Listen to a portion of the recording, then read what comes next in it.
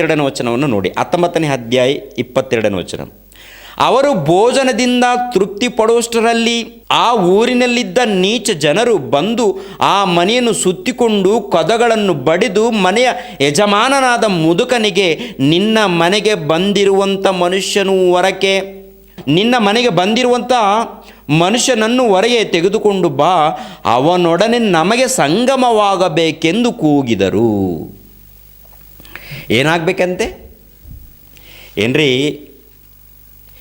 ಈ ಗಿಬೆಯ ಪ್ರಾಂತದಲ್ಲಿರುವಂಥ ಬೆನ್ಯಾಮೀನ್ ಗೋತ್ರದವರು ಯಾವ ರೀತಿ ತಯಾರಾಗಿದ್ದಾರೆ ನೋಡ್ತೀರಾ? ಯಾರಿವರು? ಇಸ್ರಾಯೇಲ್ ಜನಾಂಗದವರು. ಇಸ್ರಾಯೇಲ್ ಜನಾಂಗದವರ ಮಧ್ಯದಲ್ಲಿ ಧರ್ಮಶಾಸ್ತ್ರ ಇದೆ ಏನ್ರಿ? ಧರ್ಮಶಾಸ್ತ್ರ ಇದೆ ರೀ. ಧರ್ಮಶಾಸ್ತ್ರ ಹೊಂದಿಕೊಂಡಿರುವಂಥ ಇಸ್ರಾಯೇಲ್ ಮಧ್ಯದಲ್ಲಿ ಏನ್ರಿ, ಒಂದು ಕುಲದ ಮಧ್ಯದಲ್ಲಿ ಬೆನ್ಯಾಮೀನ್ ಗೋತ್ರದವರು ಏನು ಮಾಡ್ತಾಯಿದ್ದಾರೆ ಅಂದರೆ, ಏನ್ರಿ, ಒಬ್ಬ ಲೇವಿ ಗೋತ್ರದವನು ಬಂದಿದ್ದಾನೆ, ಊರಲ್ಲಿ ಬಂದಿದ್ದಾನೆ, ಯಾರು ಬಂದರೆ ಏನಿದೆ ರೀ? ಯಾರು ಬಂದರೆ ಏನಿದೆ ರೀ? ಬಂದರೆ ಅನ್ಯಾಯ ಮಾಡಬೇಕಾ? ಬಂದರೆ ಅವರನ್ನು ಕೂಡಬೇಕಾ? ಹೊಸ ಮನುಷ್ಯ ಬಂದರೆ ಅವ್ರನ್ನ ಕೂಡಬೇಕಾ? ಏನ್ರಿ, ಇವ್ರ ಹತ್ರ ಧರ್ಮಶಾಸ್ತ್ರ ಇಲ್ವಾ? ನರಹತ್ಯೆ ಮಾಡಿಕೂಡ್ದು, ವ್ಯಭಿಚಾರ ಮಾಡಿಕೂಡ್ದು, ಕಳ್ಳತನ ಮಾಡಿಕೂಡ್ದು ಅಂತ ಧರ್ಮಶಾಸ್ತ್ರ ದೇವರು ಮೋಶೆ ಮೂಲಕ ಕೊಟ್ಟಿದ್ದಾನಲ್ವ? ಅದು ಬೆನ್ಯಾಮೀನ್ ಗೋತ್ರ ಇದ್ದವರಿಗೆ ಗೊತ್ತಿಲ್ವಾ? ಗೊತ್ತಿದೆ ರೀ. ಮತ್ತು ತಂದೆ ತಾಯಿಗಳು ತಮ್ಮ ಮಕ್ಕಳಿಗೆ ಹೇಳಿಲ್ವಾ? ಹೇಳಿದ್ದಾರೋ ಹೇಳಿಲ್ವೋ ಒಂದು ಸರಿ ನೀವು ಆಲೋಚನೆ ಮಾಡಿ ಏನ್ರಿ. ಈ ವಚನದ ಪ್ರಕಾರ ಏನು ನಡೀತಾ ಇದೆ ಅಲ್ಲಿ ಅಂದರೆ, ಅವರು ಧರ್ಮಶಾಸ್ತ್ರ ಪಡೆದುಕೊಂಡ್ರೂ ದೇವರ ವಾಕ್ಯಕ್ಕೆ, ದೇವರ ಆಜ್ಞೆಗಳಿಗೆ, ವಚನಕ್ಕೆ ಏನ್ರಿ ಅವರು ತಲೆ ಬಾಗಿಸಿಲ್ಲ ರೀ. ಏನ್ರಿ, ಒಬ್ಬ ಮನುಷ್ಯ ಬಂದಿದ್ದಾನ್ರಿ, ಆ ಯಜಮಾನನೊಬ್ಬ ಮುದುಕನು ಅವ್ರ ಮನೇಲಿ ಸೇರಿಸ್ಕೊಂಡು ಊಟ ಕೊಟ್ಟಿದ್ದಾನೆ, ನೆಮ್ಮದಿಯಾಗಿ ಮಲಗಿರಿ ಅಂತ ಹೇಳಿದ್ದಾನೆ. ಪ್ರಿಯರೇ, ಏನು ಮಾಡಿದ್ದಾರೆ ಗೊತ್ತಾ? ಇವತ್ತು ನಿಮ್ಮ ಮನೆಗೆ ಬಂದಿರುವಂಥ ಮನುಷ್ಯನನ್ನು ಹೊರಗಡೆ ಕರ್ಕೊಂಡು ಬಾ, ನಾವು ಅವನೊಟ್ಟಿಗೆ ಕೂಡಬೇಕು, ಸಂಗಮವಾಗಬೇಕು ಅವನೊಟ್ಟಿಗೆ. ಏನ್ರಿ, ಗುಂಪಾಗಿ ಬರ್ತಾ ಇದ್ದಾರೆ ಅಂದರೆ ಎಷ್ಟು ನೀಚರು ಪ್ರಿಯರೇ, ನೀವು ಆಲೋಚನೆ ಮಾಡಿ. ಏನ್ರಿ, ಧರ್ಮಶಾಸ್ತ್ರ ಇಲ್ಲದವರು ಒಂದು ವೇಳೆ ಮಾಡಿದ್ದಾರೆ ಅಂದರೆ ಅರ್ಥ ಇದೆ ರೀ, ಅವರ ಮಧ್ಯದಲ್ಲಿ ಧರ್ಮಶಾಸ್ತ್ರ ಇದೆ, ಅವರಿಗೆ ಧರ್ಮಶಾಸ್ತ್ರ ಕೊಡಲ್ಪಟ್ಟಿದೆ. ಧರ್ಮಶಾಸ್ತ್ರ ಹೊಂದಿರುವಂಥ ಇವರು ಪ್ರಿಯರಾದ ದೇವ್ರ ಮಕ್ಕಳಿರ ಏನು ಮಾಡಿದ್ದಾರೆ ಗೊತ್ತಾ? ಆ ಮನುಷ್ಯನ ಹೊರಗಡೆ ಕರ್ಕೊಂಬ ಅಂದಾಗ ಆ ಮುದುಕನ್ ಬರ್ತಾನೆ. ಅಯ್ಯೋ ಸಹೋದರರೇ, ಅಂಥ ಅನ್ಯಾಯವನ್ನು ಮಾಡಬೇಡಿ, ಇಂಥ ಅನ್ಯಾಯವನ್ನು, ಘೋರವಾದಂಥ ಅನ್ಯಾಯವನ್ನು ಮಾಡಬೇಡಿ. ಯಾಕೆಂದರೆ ನನ್ನ ಮನೆಗೆ ಬಂದಿದ್ದಾನೆ ಈ ಮನುಷ್ಯ, ಮಾಡಬೇಡಿ. ಒಂದು ವೇಳೆ ನಿಮಗಷ್ಟ ಇಷ್ಟ ಇತ್ತು ಅಂದರೆ, ನನ್ನ ಮಗಳಿದ್ದಾಳೆ, ನಾನು ಕಳಿಸ್ಕೊಡ್ತೀನಿ ನಿಮಗೆ, ಅನ್ಯಾಯ ಮಾಡಬೇಡಿ ಅಂತ ಕೇಳ್ತಾರೆ. ನೋಡ್ರಿ, ಆ ಮುದುಕಾರಿ ಪಾಪ, ನನ್ನ ಮಗಳನ್ನು ಕಳಿಸ್ಕೊಡ್ತೀನಿ ಅಂತ ಹೇಳ್ತಾ ಇದ್ದೇನೆಂದರೆ, ಒಬ್ಬ ಹೊಸ ಮನುಷ್ಯನಿಗೆ ಅನ್ಯಾಯ ನಡಿಕೂಡ್ದಂಥ ಒಬ್ಬ ಮುದುಕನಿಗಿರುವಾಗ ಏನ್ರಿ, ಆ ಪ್ರಜೆಗಳಿಗೆ ಏನಾಗಿದ್ದೀರಿ? ಕೊನೆದಾಗ ಏನು ಮಾಡ್ತಾರೆ ಗೊತ್ತಾ? ಆ ಎಫ್ರಾಯಿಮ್ ಪಟ್ಟಣದಿಂದ ಬಂದಿರುವಂಥ ಲೇವಿ ಗೋತ್ರದ ಉಪಪತ್ನಿಯನ್ನು ಹೊರಗಡೆ ಕರ್ಕೊಂಡು ಬಂದು ಆಕೆ ಮಾನವನ್ನು ರಾತ್ರಿ ಎಲ್ಲ ಹಾಳು ಮಾಡ್ತಾರೆ ಪ್ರಿಯರೇ. ಎಲ್ಲರೂ, ಆ ಜನರೆಲ್ಲರೂ ಕೂಡ ಸೇರಿ ಏನ್ರಿ, ಒಬ್ಬ ಅಮಾಯಕಳು ಏನೋ ಇಬ್ಬರು ಬಂದಿದ್ದಾರೆ. ಬಂದಿರುವಾಗ ಏನ್ರಿ, ಗ್ರಾಮದಲ್ಲಿ ಒಂದು ತುತ್ತು ಅನ್ನ ಕೊಡ್ಬೋದಿಲ್ಲ, ಅನ್ನ ಕೊಟ್ಟಿಲ್ಲ ಅಂದ್ರೂ ಪರವಾಗಿಲ್ಲ, ಹೋಗಲಿ ಪಾಪ ಇರಲಿ ಬಿಡಿ ಅಂತ ಬಿಡ್ಬೋದಲ್ವ ರೀ. ಏನ್ರಿ, ಕೊಪ್ಪು ಜಾಸ್ತಿ ರೀ, ಕಾಮಾಂಧಕರು. ಏನ್ರಿ, ಇನ್ನೊಬ್ಬರು ಸಮಾಧಾನದಿಂದ ಇರಕೂಡ್ದ, ಇನ್ನೊಬ್ಬರು ಸಂತೋಷದಿಂದ ಇರಕೂಡದ, ಇನ್ನೊಬ್ಬರು ನೆಮ್ಮದಿಯಾಗಿ ಇರಕೂಡದ? ನಿಮ್ಮ ಸುಖದಗೋಸ್ಕರ, ನಿಮ್ಮ ಸಂತೋಷದಗೋಸ್ಕರ, ನಿಮ್ಮ ಕಾಮ ಕೋರಿಕೆ ತೀರಿಸ್ಕೊಳ್ಳೋದಕ್ಕೋಸ್ಕರ ಈ ರೀತಿ ಮಾಡ್ತಾರ ಏನ್ರಿ? ಒಬ್ಬ ಮಹಿಳೆಯನ್ನು, ಅಲ್ಲಿರುವಂಥ ಪೋಕಿರಿಗಳು, ದುಷ್ಟರು ಆಕೆಯನ್ನು ಹಾಳು ಮಾಡ್ತಾರೆ ಪ್ರೇರೆ. ರಾತ್ರಿಯೆಲ್ಲ, 1 ಗಂಟೆಯಲ್ಲ, ರಾತ್ರಿಯೆಲ್ಲ ಸೇರಿ ಕೊನೆಗೆ ಆ ತಾಯಿ, ಕೊನೆಗೆ ಆ ಮಹಿಳೆ ಪ್ರಾಣ ಕಳ್ಕೊಳ್ತಾಳೆ. ನೋಡಿ ಆ ಮಾತನ್ನು ಏನ್ರಿ, ನೋಡಿ ಆ ಮಾತನ್ನು. 23. ಆಗ ಆ ಮುದುಕನು ಹೊರಗೆ ಹೋಗಿ ಅವರಿಗೆ, ಸಹೋದರರೇ, ಇಂಥ ದುಷ್ಟತ್ವವನ್ನು ನಡೆಸಬೇಡಿರಿ. ಅವನು ಆಶ್ರಯಕ್ಕಾಗಿ ನನ್ನ ಮನೆಗೆ ಬಂದಿದ್ದಾನೆ. ನೀವು ಇಂಥ ಹುಚ್ಚುತನವನ್ನು ಮಾಡಬೇಡಿರಿ. ಇನ್ನು ಮದುವೆಯಾಗದಂಥ ನನ್ನ ಮಗಳು ಅವಳ ಉಪಪತ್ನಿಯನ್ನು ಹೊರಗೆ ತರುತ್ತೇನೆ, ಅವರನ್ನು ಭಂಗಪಡಿಸಿರಿ. ನೀವು ನಿಮ್ಮ ಮನಸ್ಸಿಗೆ ಬಂದ ಹಾಗೆ ಅವರಿಗೆ ಮಾಡಿರಿ. ಆ ಮನುಷ್ಯನಿಗೆ ಮಾತ್ರ ಅಂತ ದುಷ್ಟತ್ವವನ್ನು ಮಾಡಬೇಡಿರಿ ಅಂದನು. ಆದರೆ ಅವರು ಆ ಮುದುಕನಿಗೆ ಕಿವಿಗೊಡಲೊಲ್ಲದೆ ಹೋದುದರಿಂದ ಆ ಮನುಷ್ಯನು ತನ್ನ ಉಪಪತ್ನಿಯನ್ನು ಹೊರಗೆ ಅವರ ಮಧ್ಯಕ್ಕೆ ಕಳುಹಿಸಿಬಿಟ್ಟನು. ಅವರು ಆಕೆಯನ್ನು ಕೆಡಿಸಿ ರಾತ್ರಿಯಲ್ಲೆಲ್ಲ ಬಹು ಕ್ರೂರತನದಿಂದ ನಡೆಸಿ ಕೋಳಿ ಕೂಗುವ ಹೊತ್ತಾಗಲು ಬಿಟ್ಟು ಹೋದರು. ಅವರು ಆಕೆಯನ್ನು ಕೆಡಿಸಿ ರಾತ್ರಿಯಲ್ಲೆಲ್ಲ ಬಹು ಕ್ರೂರತನದಿಂದ ನಡೆಸಿ ಕೋಳಿ ಕೂಗುವಾಗ ಹೊತ್ತಾಗಲು ಬಿಟ್ಟು ಹೋದರು. ಆ ಸ್ತ್ರೀಯು ಸೂರ್ಯ ಉದಯಕ್ಕೆ ಮುಂಚೆಯೇ ಬಂದು ತನ್ನ ಯಜಮಾನನನ್ನು ಇಳುಕೊಂಡಿದ್ದ ಮನೆಯ ಬಾಗಿಲಲ್ಲಿ ಬಿದ್ದವಳು. ಬೆಳಗಾದರೂ ಹೇಳಲೇ ಇಲ್ಲ. ಆಕೆಯ ಪತಿಯ ಬೆಳಗ್ಗೆ ಎದ್ದು ಹೊರಡುವುದಕ್ಕೆ ಸಿದ್ಧನಾಗಿ ಬಾಗಿಲನ್ನು ತೆರೆಯಲು ತನ್ನ ಉಪಪತ್ನಿಯು ಬಾಗಿಲ ಮುಂದೆ ಬಿದ್ದಿರುವುದನ್ನು ಆಕೆಯ ಕೈಗಳು ಹೊಸ್ತಲಿನ ಮೇಲಿರುವುದನ್ನು ಕಂಡನು. ಅವನು ಏಳು ಹೋಗೋಣ ಎಂದು ಆಕೆಯನ್ನು ಕರೆಯಲು ಪ್ರತ್ಯುತ್ತರವೇ ಇಲ್ಲ. ಆಗ ಅವನು ಆಕೆಯ ಶವವನ್ನು ಕತ್ತೆಯ ಮೇಲೆ ಹಾಕಿಕೊಂಡು ಸ್ವಸ್ಥಳಕ್ಕೆ ಹೋದನು. ಅವನು ಮನೆ ಸೇರಿದ ಮೇಲೆ ಒಂದು ಕತ್ತಿಯನ್ನು ತೆಗೆದುಕೊಂಡು ತನ್ನ ಉಪಪತ್ನಿಯನ್ನು ಶವವನ್ನು ಎಲುಬುಗಳ ಸಹಿತವಾಗಿ 12 ತುಂಡು ಮಾಡಿ ಅವುಗಳನ್ನು ಇಸ್ರಾಯೇಲ್ಯರ ಎಲ್ಲ ಪ್ರಾಂತಗಳಿಗೆ ಕಳುಹಿಸಿದನು. ಅವುಗಳನ್ನು ಕಂಡವರೆಲ್ಲರೂ ಇಸ್ರಾಯೇಲ್ಯರು ಐಗುಪ್ತವನ್ನು ಬಿಟ್ಟು ಬಂದ ದಿವಸ ಮೊದಲುಗೊಂಡು ಈ ದಿವಸದವರೆಗೆ ಇಂಥ ಕೃತ್ಯವು ನಡೆಯಲೂ ಇಲ್ಲ, ನಾವು ಅದನ್ನು ನೋಡಿಯೂ ಇಲ್ಲ. ಈ ಸಂಗತಿಯನ್ನು ಮನಸ್ಸಿಗೆ ತಂದು ವಿಚಾರಿಸತಕ್ಕದ್ದು ಅಂದುಕೊಂಡರು. ಈ ಲೇವಿ ಗೋತ್ರವನ್ನು ತನ್ನ ಉಪಪತ್ನಿಯನ್ನು ಕತ್ತೆ ಮೇಲೆ ಒರೆಸಿಕೊಂಡು ತನ್ನ ಮನೆಗೆ ಬಂದ ನಂತರ ಆಕೆಯ ಶವವನ್ನು 12 ತುಂಡುಗಳು ಮಾಡಿ ಇಸ್ರಾಯೇಲ್ ಕುಲದವರಿಗೆ 12 ಗೋತ್ರದವರಿಗೆ ಕಳಿಸ್ಕೊಡ್ತಾನೆ. 12 ತುಂಡುಗಳು ಮಾಡಿ. ಯಾರು? ತನ್ನ ಉಪಪತ್ನಿಯ ಶವವನ್ನು ಒಂದು ಕತ್ತಿಯನ್ನು ತಗೊಂಡು ಬಂದು ಎಲುಬು ಮಾಂಸವನ್ನು ತುಂಡು ಮಾಡಿ 12 ತುಂಡುಗಳನ್ನು ಮಾಡಿ ಇಸ್ರಾಯೇಲ್ ಗೋತ್ರದವರಿಗೆ ಕಳಿಸ್ಕೊಡ್ತಾನೆ. ಆವಾಗ ಇಸ್ರಾಯೇಲ್ಯರೆಲ್ಲರೂ ಕೂಡ ಒಕ್ಕಟ್ಟಾಗಿ ಏನಾಗಿದೆ ಇದು, ಏನಿದು ಅಂತ ಗೊಂದಲದಿಂದ ಗಲಿಬಿಲಿಯಿಂದ, ಇಂಥದ್ದನ್ನು ನಾವು ಯಾವತ್ತೂ ಕೂಡ ನೋಡಿಲ್ಲ, ಯಾವತ್ತೂ ಕೂಡ ಇಂಥ ದುಷ್ಕೃತ್ಯ ನಾವು ನೋಡಿಲ್ಲ, ಏನಾಗಿದೆ ಅಂತ ಎಲ್ಲರೂ ಕೂಡ ಒಕ್ಕಟ್ಟಾಗಿ ಎಲ್ಲರೂ ಸೇರಿಕೊಳ್ತಾರೆ. ಇಸ್ರಾಯೇಲ್ ಜನಾಂಗದವರು ಏನು ನಡೆದಿದೆ ಅಂತ ವಿಚಾರ ಮಾಡಿದ ನಂತರ ತಿಳಿ ಬರುತ್ತೆ. ಎಫ್ರಾಯಿಮ್ ಪಟ್ಟಣದಲ್ಲಿರುವಂಥ ಲೇವಿ ಗೋತ್ರದವನ ಕುಟುಂಬದಲ್ಲಿ ನಡೆದಿರುವಂಥ ಒಂದು ದುಷ್ಕಾರ್ಯ. ಲೇವಿ ಗೋತ್ರದವನ ಉಪಪತ್ನಿಯನ್ನು ಈ ರೀತಿ ಗಿಬೆಯ ಪ್ರಾಂತದಲ್ಲಿ ಇರುವಂಥ ಬೆನ್ಯಾಮೀನ್ ಗೋತ್ರದವರು ಹಾಳು ಮಾಡಿದ್ದಾರೆ. ಆಗ ಇಸ್ರಾಯೇಲ್ ಜನಾಂಗದವರು ಎಲ್ಲರೂ ಕೂಡ ಒಗ್ಗಟ್ಟಾಗ್ತಾರೆ. ಇಸ್ರಾಯೇಲ್ ಜನಾಂಗದವರು ಎಲ್ಲರೂ ಒಗ್ಗಟ್ಟಾಗಿ ಏಕ ಅಭಿಪ್ರಾಯದಿಂದ ಯಾರು ಇಂಥ ದುಷ್ಕೃತ್ಯಗಳು ಮಾಡಿದ್ದಾರೋ ಅವರನ್ನು ಖಂಡಿತವಾಗಿ ಸಂಹರಿಸಬೇಕು. ಯಾರು ಇಂಥ ದುಷ್ಕೃತ್ಯಗಳನ್ನು ಮಾಡಿದ್ದಾರೋ ಅಂಥವರನ್ನು ಖಂಡಿತವಾಗಿ ಸಂಹರಿಸಬೇಕು. ಯಾರು ಮಾಡಿದ್ದಾರೆ? ಬೆನ್ಯಾಮೀನ್ ಗೋತ್ರದವರಲ್ಲಿ ಕೆಲವರು ದುಷ್ಟರು. ಅದಕ್ಕೆ ಬೆನ್ಯಾಮೀನ್ ಗೋತ್ರದಲ್ಲಿರುವಂಥ ಹಿರಿಯರ ಹತ್ರ ಈ ಒಂದು ವಿಚಾರವನ್ನು ತಗೊಂಡು ಹೋಗ್ತಾರೆ. ಬೆನ್ಯಾಮೀನ್ ಗೋತ್ರದಲ್ಲಿರುವಂಥ ಹಿರಿಯರ ಮಧ್ಯದಲ್ಲಿ ಈ ವಿಚಾರವನ್ನು ತಗೊಂಡು ಹೋಗ್ತಾರೆ. ಲೇವಿ ಗೋತ್ರದವನ ಉಪಪತ್ನಿಯನ್ನು ನಿಮ್ಮ ಹುಡುಗರು ರಾತ್ರಿಯೆಲ್ಲ ಕೆಡಿಸಿ ಸಾಯಿಸಿದ್ದಾರೆ. ಬೆನ್ಯಾಮೀನ್ ಗೋತ್ರದಲ್ಲಿರುವಂಥ ನಿಮ್ಮ ಹುಡುಗರು ಯಾರವರು? ಅವರನ್ನು ಒಪ್ಪಿಸಿ ಅವ್ರನ್ನ ಕೊಂದಾಕಬೇಕು, ಅವ್ರನ್ನ ಸಂಹರಿಸಬೇಕು. ನಿಮ್ಮ ಬೆನ್ಯಾಮೀನ್ ಗೋತ್ರದವರಲ್ಲಿ ಇದು ಕಾರ್ಯ ನಡೆದಿದೆ, ಇದು ದುಷ್ಕಾರ್ಯ ನಡೆದಿದೆ. ಆದ್ದರಿಂದ ಹಿರಿಯರೇ ದಯಮಾಡಿ ಅವರನ್ನು ಒಪ್ಪಿಸಿ ಅಂತಂದು ಇಸ್ರಾಯೇಲ್ ಜನಾಂಗದವರಲ್ಲಿ ಹಿರಿಯರು ಹೋಗಿ ಈ ಒಂದು ವಿಚಾರವನ್ನು ತಿಳಿಸಿದಾಗ ಬೆನ್ಯಾಮೀನ್ ಗೋತ್ರದವರಲ್ಲಿ ಇರುವಂಥ ಹಿರಿಯರು ಪಂಡಿತರು ಏನು ಹೇಳ್ತಾರೆ ಗೊತ್ತಾ? ನಾವು ನಮ್ಮ ಮಕ್ಕಳನ್ನು ಒಪ್ಪಿಸೋದಿಲ್ಲ, ಯುದ್ಧಕ್ಕೆ ಸಿದ್ಧರಾಗಿರಿ ಅಂತ ಹೇಳ್ತಾರೆ. ನಾವು ನಮ್ಮ ಮಕ್ಕಳನ್ನು ಒಪ್ಪಿಸೋದಿಲ್ಲ, ಯುದ್ಧಕ್ಕೆ ಸಿದ್ಧ. ಯಾರು ಹೇಳ್ತಾರೆ? ಬೆನ್ಯಾಮೀನ್ ಗೋತ್ರದವರು ಇಸ್ರಾಯೇಲರಿಗೆ ಹೇಳ್ತಾ ಇದ್ದಾರೆ, ಇಸ್ರಾಯೇಲರಿಗೆ ಏನ್ರಿ ತಪ್ಪು ನಡೆದಿದೆ. ಬೆನ್ಯಾಮೀನ್ ಕುಲದಲ್ಲಿ ತಪ್ಪು ನಡೆದಿದೆ. ಅವರ ಮಧ್ಯದಲ್ಲಿ ಹುಡುಗರು ಅವರ ಮಕ್ಕಳು ತಪ್ಪು ಮಾಡಿದ್ದಾರೆ. ತಪ್ಪು ಮಾಡಿದಾಗ ಆ ತಪ್ಪು ಮಾಡಿರುವಂಥ ಹುಡುಗರನ್ನು ಕರ್ಕೊಂಡು ಬಂದು, ಯುವಕರನ್ನು ಕರ್ಕೊಂಡು ಬಂದು ಅಂಥವ್ರಿಗೆ ಎಚ್ಚರಿಸಿ ಅಂಥವರನ್ನು ಅವರ ಮಧ್ಯದಲ್ಲಿ ಸಾಯಿಸಬೇಕು ಅಂತ ಧರ್ಮಶಾಸ್ತ್ರದಲ್ಲಿ ಇರುವಾಗ ಏನ್ರಿ ಬೆನ್ಯಾಮೀನ್ ಗೋತ್ರದವರು ದೇವರ ವಾಕ್ಯವನ್ನು ತಿರಸ್ಕರಿಸ್ತಾರೆ.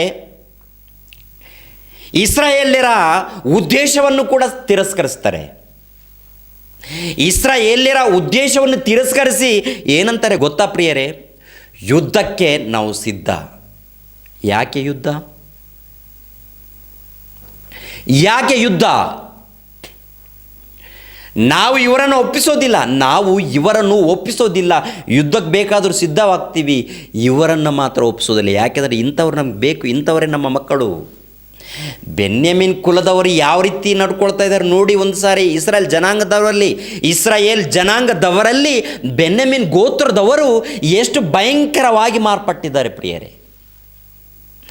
ಏನ್ರಿ, ತಮ್ಮ ಮಕ್ಕಳು ತಪ್ಪು ಮಾಡಿದಾಗ ತಮ್ಮ ಮಕ್ಕಳಿಗೆ ಬುದ್ಧಿಮಾತು ಹೇಳ್ಕೊಡ್ದ? ತಮ್ಮ ಮಕ್ಕಳು ತಪ್ಪು ಮಾಡಿದಾಗ ಅಂಥವರನ್ನು ಖಂಡಿಸಬಾರ್ದಾ? ಧರ್ಮಶಾಸ್ತ್ರದ ಪ್ರಕಾರ ಅಂಥವರನ್ನು ಕಲ್ಲೆಸೆದು ಕೊಲ್ಲಬೇಕಂತಿರುತ್ತಲ್ಲ, ಅದು ಗೊತ್ತಿಲ್ವಾ ಬೆನ್ಯಾಮೀನ್ ಗೋತ್ರದವರಿಗೆ? ಗೊತ್ತಿದ್ರೂ ಯುದ್ಧಕ್ಕೆ ಸಿದ್ಧ ಅಂತ ಹೇಳ್ತಾ ಇದ್ದಾರೆ ಅಂದರೆ ಪ್ರಿಯರೇ, ಏನು ಕಲ್ತ್ಕೊಂಡಿದ್ದಾರೆ ಅವರು ಇಸ್ರಾಯೇಲ್ ಜನಾಂಗದವರು ನೋಡಿ ಆ ಮಾತನ್ನು. ನ್ಯಾಯಸ್ಥಾಪಕರು 20ನೇ ಅಧ್ಯಾಯ 12ನೇ ವಚನವನ್ನು 12, 13, 14. ನ್ಯಾಯಸ್ಥಾಪಕರು 20ನೇ ಅಧ್ಯಾಯ 12, 13, 14. ಅವರು ಬೆನ್ಯಾಮೀನ್ಯರ ಸಮಸ್ತ ಕುಲಸ್ಥರ ಬಳಿಗೆ ದೂತರನ್ನು ಕಳುಹಿಸಿ ಅವರಿಗೆ, ನಿಮ್ಮಲ್ಲಿ ನಡೆದ ಈ ದುಷ್ಕರ್ಮ ಎಂಥದ್ದು? ಈಗ ಗಿಬೆಯ ಊರಲ್ಲಿರುವ ಆ ನೀಚರನ್ನು ನಮಗೆ ಒಪ್ಪಿಸಿರಿ, ನಾವು ಅವರನ್ನು ಕೊಂದು ಇಸ್ರಾಯೇಲ್ಯರ ಮಧ್ಯದಿಂದ ಇಂಥ ದುಷ್ಟತ್ವವನ್ನು ತೆಗೆದು ಹಾಕುತ್ತೇವೆ ಎಂದು ಹೇಳಿಸಿದರು. ಆದರೆ ಬೆನ್ಯಾಮೀನ್ಯರು ತಮ್ಮ ಬಂಧುಗಳ ಮಾತಿಗೆ ಕಿವಿಗೊಡದೆ ತಮ್ಮ ಎಲ್ಲ ಊರುಗಳಿಂದ ಗಿಬೆಯಕ್ಕೆ ಬಂದ ಇಸ್ರಾಯೇಲ್ಯರ ಸಂಗಡ ಯುದ್ಧಕ್ಕೆ ನಿಂತರು. ನಾವು ನಮ್ಮ ಮಕ್ಕಳನ್ನು ಒಪ್ಪಿಸೋದಿಲ್ಲ, ಯುದ್ಧಕ್ಕೆ ಸಿದ್ಧ ಅಂತ ಹೇಳ್ತಾ ಇದ್ದಾರೆ. ಯಾರು? ಗಿಬೆಯ ಪ್ರಾಂತದಲ್ಲಿರುವಂಥ ಬೆನ್ಯಾಮೀನ್ ಗೋತ್ರದವರು. ಬೆನ್ಯಾಮೀನ್ ಗೋತ್ರದವರು ಯಾರು? ಇಸ್ರಾಯೇಲ್ ಜನಾಂಗದವರಲ್ಲಿ ಒಂದು ಕುಲದವರು. ಇಸ್ರಾಯೇಲ್ಯರು ಬೆನ್ಯಾಮೀನರು ಅಣ್ಣ ತಮ್ಮಂದಿರ ಮಧ್ಯದಲ್ಲಿ ಇದು ನಡೆದಿದೆ. ಸ್ವಂತ ಬಂಧುಗಳ ಮಧ್ಯದಲ್ಲಿ ಅಣ್ಣ ತಮ್ಮಂದಿರ ಮಧ್ಯದಲ್ಲಿ ಈ ದುಷ್ಕಾರ್ಯ ನಡೆದಿದೆ. ದುಷ್ಕಾರ್ಯ ನಡೆದಾಗ ಇಸ್ರಾಯೇಲ್ ಜನಾಂಗದವರಲ್ಲಿ ಹಿರಿಯರು ಬಂದು ಅವ್ರಿಗೆ ತಿಳಿಸಿದಾಗ ಆ ಹಿರಿಯರು ಒಪ್ಪಬೇಕು ತಾನೆ. ಸರಿ, ಅನ್ಯಾಯ ನಡೆದಿದೆ ರೀ, ಯಾರು ಅನ್ಯಾಯ ಮಾಡಿದ್ದಾರೆ ಅವ್ರನ್ನ ಎಲ್ಲ ಸೇರಿ ಸಾಯಿಸ್ಬಿಡೋಣ, ಯಾಕೆಂದರೆ ನಾವೆಲ್ಲರೂ ದೇವರ ಮಕ್ಕಳು, ನಾವೆಲ್ಲರೂ ಒಂದೇ, ನಾವೆಲ್ಲರೂ ಭಕ್ತರು, ನಾವೆಲ್ಲರೂ ದೇವರ ವಾಕ್ಯಕ್ಕೆ ಒಳಪಡೋಣ, ದೇವರ ಮೂಲಕ ನಾವೆಲ್ಲರೂ ಬಂದಿದ್ದೀವಿ, ನಮ್ಮೆಲ್ಲರ ಮಧ್ಯದಲ್ಲಿ ಸಮಾಧಾನ ಇರಲಿ ಅಂತ ಹೇಳಿಲ್ಲ ರೀ ಆ ಹಿರಿಯರು. ಏನು ಹೇಳ್ತಾ ಇದ್ದಾರೆ ಆ ಹಿರಿಯರು? ಯುದ್ಧಕ್ಕೆ ಸಿದ್ಧ ಅಂತಾರೆ. ಯಾಕೆ ಯುದ್ಧಕ್ಕೆ ಸಿದ್ಧರಾಗ್ತಾ ಇದ್ದಾರೆ ಇವರು ಅಂದರೆ, ಬೆನ್ಯಾಮೀನ್ ಗೋತ್ರದವರಲ್ಲಿ ಎಷ್ಟೋ ಮಂದಿ ಯುದ್ಧ ವೀರರು, ಯುದ್ಧ ಶೂರರು ಇದ್ದಾರೆ ಎನ್ನುವಂಥ ಗರ್ವ ಅವರಲ್ಲಿ ಇದೆ ರೀ. ನಮ್ಮಲ್ಲಿ ಯುದ್ಧ ಶೂರರಿದ್ದಾರೆ, ನಮ್ಮಲ್ಲಿ ಪರಾಕ್ರಮ ವೀರರಿದ್ದಾರೆ, ಯುದ್ಧ ವೀರರು, ಪರಾಕ್ರಮ ಭಟರು, ಅನೇಕ ಮಂದಿ ವೀರರಿದ್ದಾರೆ ಅಂತ ಅವರನ್ನು ನಂಬಿಕೊಂಡು ಇಸ್ರಾಯೇಲ್ ಗೋತ್ರದವರಲ್ಲಿ ಬೆನ್ಯಾಮೀನರು ಏನ್ರಿ ಗರ್ವದಿಂದ, ಹೆಮ್ಮೆಯಿಂದ, ಅಹಂಕಾರದಿಂದ ಯುದ್ಧಕ್ಕೆ ಸಿದ್ಧರಾಗ್ತಾರೆ ಪ್ರಿಯರೇ. ಯುದ್ಧಕ್ಕೆ ಸಿದ್ಧರಾದ ನಂತರ ಏನಾಗುತ್ತೆ ಗೊತ್ತಾ? ನೋಡಿ ಒಂದು ಸಾರಿ, ಅದೇ ನ್ಯಾಯಸ್ಥಾಪಕರು 20ನೇ ಅಧ್ಯಾಯ 19ನೇ ವಚನ. ಇಸ್ರಾಯೇಲ್ಯರು ಬೆಳಿಗ್ಗೆ ಹೊರಟು ಹೋಗಿ ಗಿಬೆಯದ ಎದುರಿನಲ್ಲಿ ಪಾಳೆಯ ಮಾಡಿಕೊಂಡು ಬೆನ್ಯಾಮೀನರೊಡನೆ ಯುದ್ಧ ಮಾಡುವುದಕ್ಕೋಸ್ಕರ ಸಿದ್ಧರಾಗಿ ಗಿಬೆಯ ಎದುರಿನಲ್ಲಿ ವ್ಯೂಹ ಕಟ್ಟಿ ನಿಂತರು. ಆ ದಿನದಲ್ಲಿ ಬೆನ್ಯಾಮೀನರು ಗಿಬೆಯದಿಂದ ಹೊರಗೆ ಬಂದು ಇಸ್ರಾಯೇಲ್ಯರಲ್ಲಿ 22,000 ಜನರನ್ನು ನೆಲಕ್ಕೆ ಉರುಳಿಸಿದರು. ಯುದ್ಧಕ್ಕೆ ಹೋಗಿದ್ದಾರೆ ಯಾರು? ಇಸ್ರಾಯೇಲ್ ಜನರ ಮಧ್ಯದಲ್ಲಿ, ಇಸ್ರಾಯೇಲ್ಯರ ಮಧ್ಯದಲ್ಲಿ, ಬೆನ್ಯಾಮೀನ್ ಗೋತ್ರದ ಮಧ್ಯದಲ್ಲಿ. ಇವ್ರ ಮಧ್ಯದಲ್ಲಿ ಯುದ್ಧ ನಡೆದಿದೆ. ಇಸ್ರಾಯೇಲ್ ಜನಾಂಗದವರಲ್ಲಿ 22,000 ಮಂದಿ ನೆಲಕ್ಕೆ ಉರುಳ್ತಾರೆ ಪ್ರಿಯರೇ. ಬೆನ್ಯಾಮೀನರೇ ಇವರನ್ನು ಕೊಂದಾಕ್ತಾರೆ. ಮತ್ತೆ ಆನಂತರ ಮತ್ತೆ ಯಾವಾಗ ಹೋಗ್ತಾರೆ ನೋಡಿ, 2ನೇ ದಿನ ಮತ್ತೆ ಯುದ್ಧಕ್ಕೆ ಹೋಗ್ತಾರೆ ಇಸ್ರಾಯೇಲರು ಬೆನ್ಯಾಮೀನರೊಟ್ಟಿಗೆ. ಅದೇ 20ನೇ ಅಧ್ಯಾಯ 24ನೇ ವಚನ, 20-24. ಅವರು 2ನೇ ದಿನದಲ್ಲಿಯೂ ಯುದ್ಧಕ್ಕೆ ಸಿದ್ಧರಾಗಿ ಬೆನ್ಯಾಮೀನರ ಸಮೀಪಕ್ಕೆ ಬಂದರು. ಬೆನ್ಯಾಮೀನ್ಯರು 2ನೇ ದಿವಸದಲ್ಲಿಯೂ ಗಿಬೆಯದಿಂದ ಹೊರಗೆ ಬಂದು ಇಸ್ರಾಯೇಲ್ಯರಲ್ಲಿ 18,000 ಮಂದಿ ಯುದ್ಧ ವೀರರನ್ನು ನೆಲಕ್ಕೆ ಬೀಳಿಸಿದರು.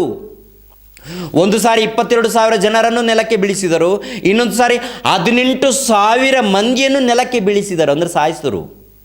ನಡೆದಿರುವಂಥದ್ದು ಅಲ್ಲಿ ಅನ್ಯಾಯ. ಅಲ್ಲಿ ಗಿಬೆಯ ಪ್ರಾಂತದಲ್ಲಿ ಏನು ನಡೆದಿದೆ ಅಂತಂದರೆ, ತಮ್ಮ ಮಕ್ಕಳ ಮೂಲಕ ಅನ್ಯಾಯ ನಡೆದಿದೆ. ಅವ್ರನ್ನ ಒಪ್ಪಿಸೋದು ಸರಿ ಆಗ್ತಾ ಇತ್ತು. ಆದರೆ ಯುದ್ಧಕ್ಕೆ ಸಿದ್ಧರಾಗಿದ್ದಾರೆ. ಇವಾಗ ಇಸ್ರಾಯೇಲ್ ಜನಾಂಗದವರಲ್ಲಿ 40,000 ಮಂದಿ ಸತ್ತೋಗಿದ್ದಾರೆ ಇವಾಗ. ಆನಂತರ ಬೆನ್ಯಾಮೀನ್ ಗೋತ್ರದಲ್ಲಿ ಏನಾಗುತ್ತೋ ನೋಡುವಾಗ ಪ್ರಿಯರಾದ ದೇವರ ಮಕ್ಕಳಿರ 20ನೇ ಅಧ್ಯಾಯ 34ನೇ ವಚನವನ್ನು ನೋಡಿ. 20ನೇ ಅಧ್ಯಾಯ 34ನೇ ವಚನ. ಗಿಬೆಯದ ಮೈದಾನದಿಂದ ಎದ್ದು ಪಟ್ಟಣದ ಮುಂದೆ ಬಂದರು. ಅವರು ಸುಮಾರು 10,000 ಮಂದಿ ಯುದ್ಧ ವೀರರು. ಯುದ್ಧವು ಬಹು ಘೋರವಾಯಿತು. ತಮಗೆ ಅಪಾಯವು ಒದಗಿ ಬಂದದೆ ಎಂಬುದು ಬೆನ್ಯಾಮೀನರಿಗೆ ಇನ್ನೂ ಗೊತ್ತಾಗಲಿಲ್ಲ. ಯೆಹೋವನು ಇಸ್ರಾಯೇಲರಿಗೆ ಜಯ ಕೊಟ್ಟದರಿಂದ ಅವರು ಆ ದಿನದಲ್ಲಿ 25,100 ಮಂದಿ ಬೆನ್ಯಾಮೀನರ ಭಟರನ್ನು ಹತ ಮಾಡಿದರು. ಇಸ್ರಾಯೇಲ್ ಜನಾಂಗದವರು 25,100 ಮಂದಿ ಬೆನ್ಯಾಮೀನರ ಭಟರನ್ನು, ಯುದ್ಧ ವೀರರನ್ನು ಹತ ಮಾಡಿದರು. ಎಷ್ಟು ಮಂದಿ ಹತರಾಗಿದ್ದಾರೆ? ಇಸ್ರಾಯೇಲ್ ಜನಾಂಗದವರಲ್ಲಿ 40,000 ಮಂದಿ ಹತರಾಗಿದ್ದಾರೆ. ಬೆನ್ಯಾಮೀನ್ ಗೋತ್ರದವರಲ್ಲಿ 25,000 ಮಂದಿ ಹತರಾಗಿದ್ದಾರೆ. ಎಷ್ಟು ಮಂದಿ ಮರಣಿಸಿದ್ದಾರೆ ಪ್ರೇರೆ? 25 ಒಂದು 40,000, ಟೋಟಲ್ 65,000 ಮಂದಿ ಹತರಾದರು, ಪ್ರಾಣ ಕಳ್ಕೊಂಡ್ರು. ಯಾರ ಮೂಲಕ? ಆ ಗಿಬೆಯ ಪ್ರಾಂತದಲ್ಲಿ ಇರುವಂಥ ಕೆಲವರು ದುಷ್ಟರ ಮೂಲಕ. ಆ ದುಷ್ಟರನ್ನು ಒಪ್ಪಿಸಿದರೆ ಏನ್ರಿ 25,000 ಮಂದಿ ಬೆನ್ಯಾಮೀನ್ ಗೋತ್ರದವರು ಹತರಾಗ್ತಾ ಇದ್ರಾ? ಸಾಯಿಸ್ತಾ ಇದ್ರಾ? ಸತ್ತೋಗ್ತಾ ಇದ್ರಾ? 25,000 ಮಂದಿಗೆ 25,000 ಮಂದಿ ಸತ್ತೋಗಿದ್ದಾರೆ ಅಂದರೆ 25,000 ಮಂದಿ ಕುಟುಂಬ ಏನಾಗಿದೆ ರೀ? ಅವರ ಹೆಂಡತಿ, ಅವರ ಮಕ್ಕಳು ಏನಾಗ್ತಾರೆ? ಬೀದಿ ಪಾಲಾಗ್ತಾರೆ. ಕೊನೆಯದಾಗಿ ಏನಾಗುತ್ತೆ ನೋಡುವಾಗ ಪ್ರಿಯರಾದ ದೇವ್ರ ಮಕ್ಕಳಿರ, ಕೊನೆಯದಾಗಿ ಏನಾಗುತ್ತೆ ನೋಡುವಾಗ, ನ್ಯಾಯಸ್ಥಾಪಕರು 20ನೇ ಅಧ್ಯಾಯ 36ನೇ ವಚನದಿಂದ ತಾವು ಸೋತು ಹೋದೆವೆಂಬುದು ಬೆನ್ಯಾಮೀನರಿಗೆ ಆಗ ತಿಳಿಯಿತು. ಇಸ್ರಾಯೇಲ್ಯರು ತಾವು ಗಿಬೆಯದ ಸಮೀಪದಲ್ಲಿ ಹೊಂಚಿ ನೋಡುವುದಕ್ಕೋಸ್ಕರ ಇಟ್ಟ ಜನರಲ್ಲಿ ಭರವಸೆ ಉಳ್ಳವರಾಗಿದ್ದರಿಂದ ತಮ್ಮ ಸ್ಥಳವನ್ನು ಬಿಟ್ಟು ಬೆನ್ಯಾಮೀನ್ಯರ ಮುಂದೆ ಓಡಿ ಹೋದರು. ಅಷ್ಟರಲ್ಲಿ ಅಡಗಿಕೊಂಡಿದ್ದವರು ಎದ್ದು ಗಿಬೆಯಕ್ಕೆ ಶೀಘ್ರವಾಗಿ ಹೋಗಿ ಅದರೊಳಗಿದ್ದವರೆಲ್ಲರನ್ನು ಕತ್ತಿಯಿಂದ ಸಂಹರಿಸಿದರು. ಅಡಗಿದವರು ಊರಿಗೆ ಬೆಂಕಿ ಹೊತ್ತಿಸಿ ಹೊಗೆ ಹೇರಿ ಹೋಗುವಂತೆ ಮಾಡಿದ ಮೇಲೆ ಓಡಿ ಹೋಗುತ್ತಿದ್ದವರನ್ನು ತಿರುಗಿಕೊಂಡು ಯುದ್ಧಕ್ಕೆ ನಿಲ್ಲಬೇಕೆಂದು ವಂಚಿ ನೋಡುವವರು ಉಳಿದ ಇಸ್ರಾಯೇಲ್ಯರು ತಮ್ಮೊಳಗೆ ಗೊತ್ತು ಮಾಡಿದರು. ಬೆನ್ಯಾಮೀನ್ಯರಾದರೋ ಇಸ್ರಾಯೇಲ್ಯರು ಮುಂಚಿನಂತೆ ನಮ್ಮ ಮುಂದೆ ಸೋತು ಹೋದರೆಂದು ನೆನೆಸಿ ಅವರನ್ನು ಹತಿಸಿ ಪ್ರಾರಂಭಿಸಿ ಸುಮಾರು 30 ಮಂದಿಯನ್ನು ಕೊಂದು ಹಾಕಿದರು. ಆದರೆ ಪಟ್ಟಣದಿಂದ ಹೊಗೆ ಎದ್ದು ಸ್ತಂಭದೋಪಾದಿಯಲ್ಲಿ ಕಾಣಿಸಲು ಇಸ್ರಾಯೇಲ್ಯರು ತಿರುಗಿ ನಿಂತರು. ಬೆನ್ಯಾಮೀನರು ಹಿಂದಿರುಗಿ ನೋಡಿ ತಮ್ಮ ಪಟ್ಟಣವು ಅಗ್ನಿಗೆ ಆಹುತಿಯಾದದ್ದನ್ನು ಕಂಡು ತಮಗೆ ಅಪಾಯ ಪ್ರಾಪ್ತವಾಯಿತೆಂದು ಕಳವಳಗೊಂಡರು. ಗಿಬೆಯ ಪ್ರಾಂತವನ್ನು ಇಸ್ರಾಯೇಲ್ ಜನಾಂಗದವರು ಸುಟ್ಟು ಬೂದಿ ಮಾಡ್ತಾ ಇದ್ದಾರೆ. ಸುಟ್ಟೋಗ್ತದೆ ಗಿಬೆಯ ಪ್ರಾಂತ. ಅವ್ರ ಮನೆಗಳು, ಅವರ ಆಸ್ತಿಗಳು, ಅವ್ರ ಸಂಪತ್ತೆಲ್ಲ ಕೂಡ ಸುಟ್ಟು ಬೂದಿ ಆಗ್ತಾ ಇದೆ. ಈ ಗಿಬೆಯ ಪ್ರಾಂತ ಬೆನ್ಯಾಮೀನ್ಯರು ಇರುವಂಥ ಬೆನ್ಯಾಮೀನ್ಯರು ಇರುವಂಥ ಆ ಗಿಬಿಯ ಪ್ರಾಂತ, ಆ ಗಿಬಿಯ ಪಟ್ಟಣ ಬೆಂಕಿ ಮೂಲಕ ಸುಟ್ಟು ಬೂದಿ ಮಾಡ್ತಾರೆ ಪ್ರಿಯರೇ ಇಸ್ರಾಯೇಲ್ ಜನಾಂಗದವರು. ಯಾಕೆ ಈ ದುರ್ಗತಿ, ಯಾಕೆ ಇಂಥ ದುರ್ಗತಿ ಬಂದಿದೆ? ಯಾಕೆಂದರೆ ಹಿರಿಯರು ಪಂಡಿತರು ಹೇಳ್ಕೊಳ್ಳುವಂಥ ಅವರು ತಲೆ ಬಾಗಿಸಿಲ್ಲ ರೀ, ದೇವರ ವಾಕ್ಯಕ್ಕೆ ತಲೆ ಬಾಗಿಸಿಲ್ಲ ರೀ, ದೇವರ ಮಾತಿಗೆ ಕೇಳಿಲ್ಲ ರೀ. ಅವರು ಯುದ್ಧಕ್ಕೆ ಸಿದ್ಧರಾಗಿರಿ ಅಂತ ಹೇಳಿ ಏನ್ರಿ ಆ ಒಂದು 10 ಜನರ ಹುಡುಗರನ್ನು ಕಾಪಾಡಿಕೊಳ್ಳೋದಕ್ಕೆ ಊರೇ ಸುಟ್ಟು ಹೋಗುವಂಥ ರೀತಿಯಲ್ಲಿ ತಂದುಕೊಂಡಿದ್ದಾರೆ ಅಪಾಯವನ್ನು. ಊರೇನೇ ಪ್ರಿಯರಾದ ದೇವರ ಮಕ್ಕಳಿರ, ಆ ಊರು ಹೊಟ್ಟೆಲಿ ಏನಾಗಿದ್ದಾರೆ, ಸುಟ್ಟು ಬೂದಿಯಾಗಿದೆ ರೀ. ಊರಲ್ಲಿರುವಂಥ ಜನರು ಆಸ್ತಿ ಪಾಸ್ತಿ ಎಲ್ಲ ಸರ್ವನಾಶ ಆಗಿದೆ ರೀ. ಯಾಕೆಂದರೆ ಆ ಬೆನ್ಯಾಮೀನ್ಯರ ಮಧ್ಯದಲ್ಲಿ ನಡೆದಿರುವಂಥ ದುಷ್ಕಾರ್ಯ.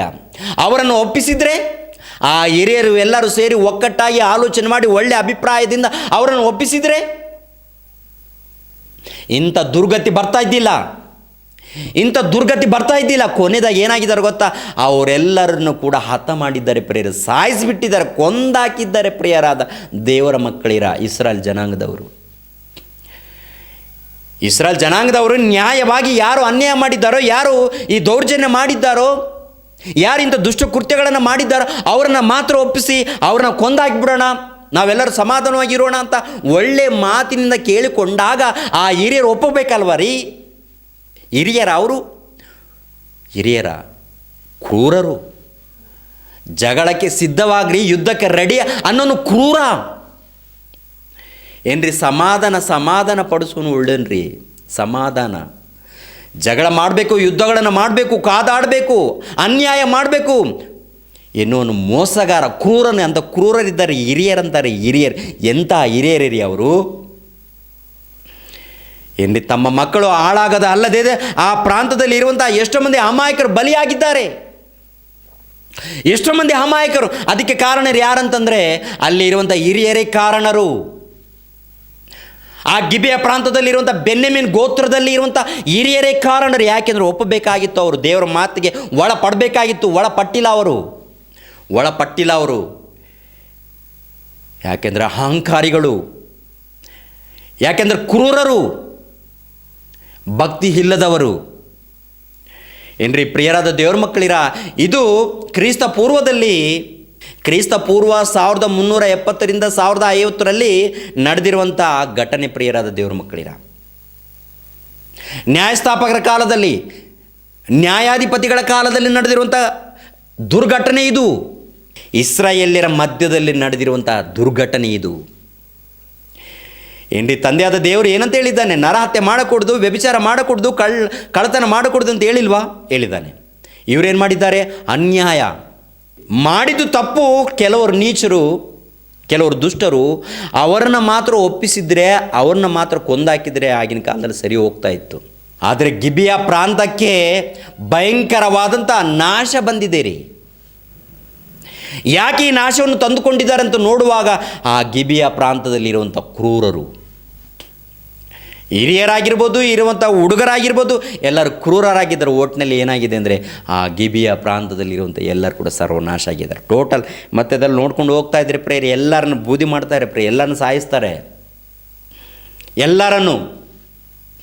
ಯಾರನ್ನು ಉಳಿಸೋದಿಲ್ಲ ರೀ. ಪ್ರಿಯರಾದ ದೇವರ ಮಕ್ಕಳಿರ, ದೇವರ ಉದ್ದೇಶ ಏನು, ದೇವರ ಆಲೋಚನೆ ಏನು, ಅವರ ಮಧ್ಯದಲ್ಲಿ ನಡೆದಿರುವಂಥ ದುರ್ಘಟನೆ ಏನು? ಇದಕ್ಕೆ ಧರ್ಮಶಾಸ್ತ್ರವನ್ನು ಕೊಟ್ಟಿದ್ದಾನ? ಇದಕ್ಕೆ ದೇವರು ಧರ್ಮಶಾಸ್ತ್ರವನ್ನು ಕೊಟ್ಟಿದ್ದಾನ? ನೀವು ನೀತಿವಂತರಾಗಿರಬೇಕು, ಭಕ್ತರಾಗಿರಬೇಕು, ಒಳ್ಳೆಯವರಾಗಿರಬೇಕು ಎನ್ನುವಂಥ ಉದ್ದೇಶದಿಂದ ತಂದೆಯಾದ ದೇವರು ಧರ್ಮಶಾಸ್ತ್ರವನ್ನು ಕೊಟ್ಟಿರುವಾಗ ಆ ಧರ್ಮಶಾಸ್ತ್ರವನ್ನು ಪಾಲಿಸಿದವರು ಯಾರು? ಒಳಪಟ್ಟಿದ್ದಾರಾ ಏನ್ರಿ? ಒಳಪಟ್ಟಿಲ್ಲ ರೀ ಅವರು. ಕೆಲವರು ಒಳಪಟ್ಟಿದ್ದಾರೆ, ಇನ್ನು ಕೆಲವರು ನೀಚರಾಗಿ ಬದಲಾವಣೆ ಹೊಂದಿದ್ದಾರೆ. ಕೆಲವರು ಮಾತ್ರ, ಯಾರೋ ಒಬ್ಬರೋ ಇಬ್ಬರು, ಎಲ್ಲೋ ಒಬ್ಬೊಬ್ಬರು ಮಾತ್ರ ಒಳಪಟ್ಟಿದ್ದಾರೆ ರೀ. ದೇವರ ಉದ್ದೇಶವನ್ನು ಅರ್ಥ ಮಾಡಿಕೊಂಡವರು ಅನೇಕರು ತಪ್ಪು ಮಾಡ್ತಾನೆ ಇದ್ದಾರೆ ಪ್ರಿಯರೇ, ಅನೇಕರು ಏನ್ರಿ. ನ್ಯಾಯಸ್ಥಾಪಕರ ಕಾಲ ಮುಗಿದ ನಂತರ ಅರಸರ ಕಾಲ ಪ್ರಾರಂಭವಾಗುತ್ತೆ. ಕ್ರಿಸ್ತ ಪೂರ್ವ 1000 ವರ್ಷಗಳ ನಂತರ ಅರಸರ ಕಾಲ ಪ್ರಾರಂಭವಾಗುತ್ತೆ. ಮೊದಲನೇ ಇಸ್ರಾಯೇಲ್ಯರ ಅರಸನು ಸೌಲು ಅರಸನು. ಇಸ್ರಾಯೇಲ್ಯರಿಗೆ ಮೊದಲನೇ ಅರಸನು ಸೌಲನು. ಆನಂತರ ದಾವೀದನು 2ನೇ ಅರಸನು. ಆನಂತರ 3ನೇ ಅರಸನು ಸೊಲೊಮೋನ್ ಮಹಾರಾಜನು. ಮೊದಲನೇ ಅರಸನು ಇಸ್ರಾಯೇಲ್ ಜನಾಂಗದವರಿಗೆ ಸೌಲನು, 2ನೇ ಅರಸನು ಇಸ್ರಾಯೇಲ್ ಜನಾಂಗದವರಿಗೆ ದಾವೀದನು, 3ನೇ ಅರಸನು ಇಸ್ರಾಯೇಲ್ ಜನಾಂಗದವರಿಗೆ ಸೊಲೊಮೋನನು. ಈ ಸೊಲೊಮೋನನು ತೀರಿ ಹೋದ ನಂತರ ಇಸ್ರಾಯೇಲ್ ಮಧ್ಯದಲ್ಲಿ ಗೊಂದಲ ಸ್ಟಾರ್ಟ್ ಆಗುತ್ತೆ ರೀ. 2 ಭಾಗ ಆಗುತ್ತೆ. 2 ಭಾಗ. ಇಸ್ರಾಯೇಲ್ಯರ ರಾಜ್ಯದಲ್ಲಿ 2 ಭಾಗ, 2 ತುಂಡಾಗುತ್ತೆ. ಒಂದು ಇಸ್ರಾಯೇಲ್ಯರ ರಾಜ್ಯ, ಇನ್ನೊಂದು ಯೆಹೂದ ರಾಜ್ಯ. ಇಸ್ರಾಯೇಲ್ಯರ ರಾಜ್ಯ, ಯೆಹೂದ್ಯ ರಾಜ್ಯ, 2 ರಾಜ್ಯಗಳು ಉಂಟಾಗ್ತವೆ ಅಲ್ಲಿ, ಅಣ್ಣ ತಮ್ಮಂದರ ಮಧ್ಯದಲ್ಲಿ. ಮತ್ತೆ ಅಲ್ಲಿ ಕೂಡ 2 ರಾಜ್ಯಗಳು. ಸೊಲೊಮೋನ್ ಮಹಾರಾಜನು ತೀರಿ ಹೋದ ನಂತರ 2 ರಾಜ್ಯಗಳು ಏರ್ಪಡುತ್ತವೆ. ಒಂದು ಇಸ್ರಾಯೇಲ್ ರಾಜ್ಯ, ಇನ್ನೊಂದು ಯೆಹೂದ್ಯ ರಾಜ್ಯ. ಇವರ ಮಧ್ಯದಲ್ಲಿ ಇಸ್ರಾಯೇಲ್ಯರ ಅರಸರು, ಯೆಹೂದ್ಯ ಅರಸರು. ಇಸ್ರಾಯೇಲ್ಯರ ಅರಸರು, ಯೆಹೂದ್ಯ ಅರಸರು. ಏನ್ರಿ, ಅಧಿಕಾರವನ್ನು ಸಂಪಾದನೆ ಮಾಡ್ಕೋಬೇಕು, ನಾನು ಅರಸನಾಗಬೇಕು, ನಾನು ಮಂತ್ರಿ ಆಗಬೇಕು, ಅದು ಆಗಬೇಕು, ಇದು ಆಗಬೇಕಂತ ಒಳಗೆ ಒಳಸಂಚುಗಳು, ಯುದ್ಧಗಳು, ಮಾರಣಕಾಂಡಗಳು, ಅಪಹರಣ, ಭಯಂಕರವಾದಂಥ ಮನುಷ್ಯರ ಮೂಲಕ ಅಪಘಾತಗಳು ಅವ್ರ ಮಧ್ಯದಲ್ಲಿ ನಡೆದಿವೆ ರೀ. ಏನ್ರಿ, ಇಸ್ರಾಯೇಲರ ಮಧ್ಯದಲ್ಲಿ ಸಮಾಧಾನ ಇಲ್ಲ ರೀ. ಇಸ್ರಾಯೇಲ್ಯರ ಮಧ್ಯದಲ್ಲಿ, ಯೆಹೂದ್ಯರ ಮಧ್ಯದಲ್ಲಿ ಸಮಾಧಾನ ಇಲ್ಲ, ಅಮಾಯಕರ ಮಧ್ಯದಲ್ಲಿ. ಏನ್ರಿ, ಎಷ್ಟು ಮಂದಿ ಅರಸರು ಬಂದಿದ್ದಾರೆ ಗೊತ್ತಾ?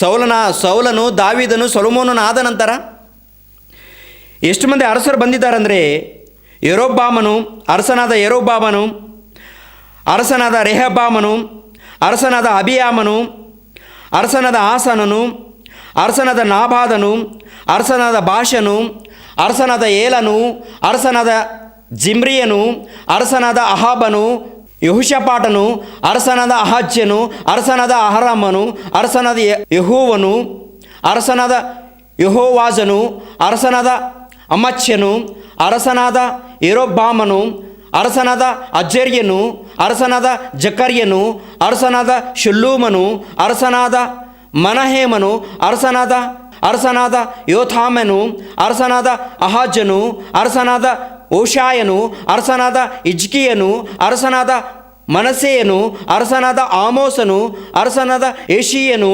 ಅರಸನಾದ ಯೆಹೋವಾಜನು, ಅರಸನಾದ ಯೆಹೋವಯಾಕೀಮನು, ಅರಸನಾದ ಚಿದ್ಕೀಯನು. ಇನ್ನು ಎಷ್ಟೋ ಮಂದಿ ಅರಸರಿದ್ದಾರೆ. ಇಸ್ರಾಯೇಲ್ಯರ, ಯೆಹೂದ್ಯರ ಮಧ್ಯದಲ್ಲಿ ಅರಸರು. ಇದು ಕ್ರಿಸ್ತಪೂರ್ವ 1000 ವರ್ಷದಿಂದ ಕ್ರಿಸ್ತಪೂರ್ವ 570 ವರ್ಷಗಳ ಮಧ್ಯ ಕಾಲದಲ್ಲಿ ನಡೆದಿರುವಂಥ ಅರಸರ ಚರಿತ್ರೆ.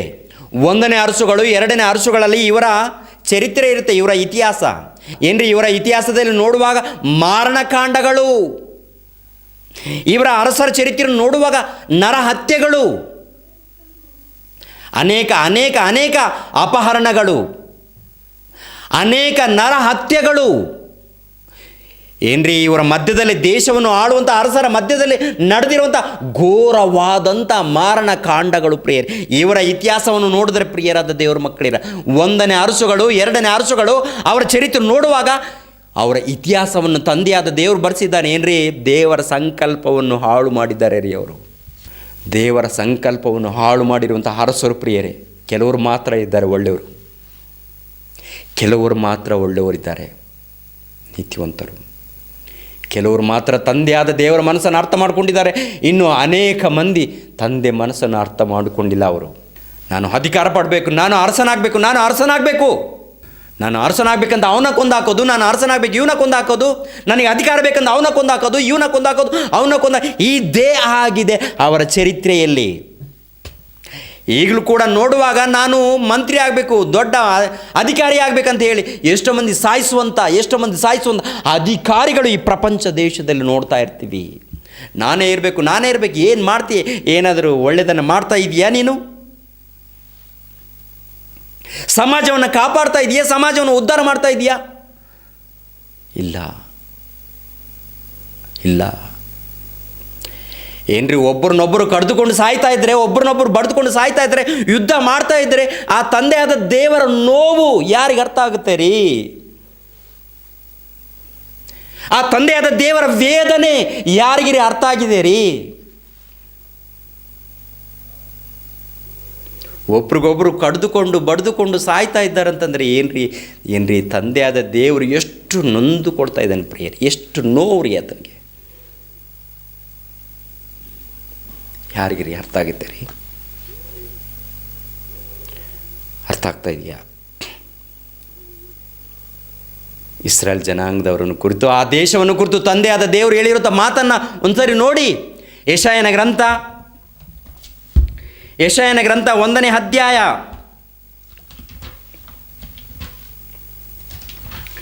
ಯೆಶಾಯನ ಗ್ರಂಥ 1ನೇ ಅಧ್ಯಾಯ 21ನೇ ವಚನವನ್ನು ಪ್ರಿಯರೇ, ಏನ್ರಿ ನೊಂದುಕೊಂಡು ಪ್ರಿಯರೇ ದುಃಖದಿಂದ ಇಡುವಂಥ ಮಾತು ತಂದೆಯಾದ ದೇವರು. ಯೆಶಾಯನ ಗ್ರಂಥ 1ನೇ ಅಧ್ಯಾಯ 21ನೇ ವಚನ.